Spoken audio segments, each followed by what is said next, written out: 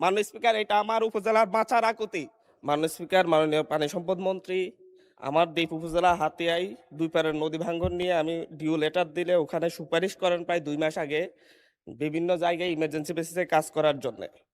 কিন্তু আমার হাতিয়ার একমাত্র চলাচলের পথ আমাদের নলছিড়া ফেরিঘাট এবং চেয়ারম্যান ঘাট ফেরিঘাট হুমকির মুখে। যে কোনো মুহূর্তে চেয়ারম্যান ঘাট যে বাজারে প্রায় প্রতি বছর ৫ থেকে ১০,০০০ কোটি টাকার বাণিজ্য হয়, সেই বাজার যে কোনো মুহূর্তে নদীগর্ভে বিলীন হয়ে যেতে পারে। এবং আমার সানন্দী ইউনিয়ন প্রায় অর্ধেক নদীগর্ভে বিলীন হয়ে সুবর্ণচরের সাথে মিশে যাচ্ছে।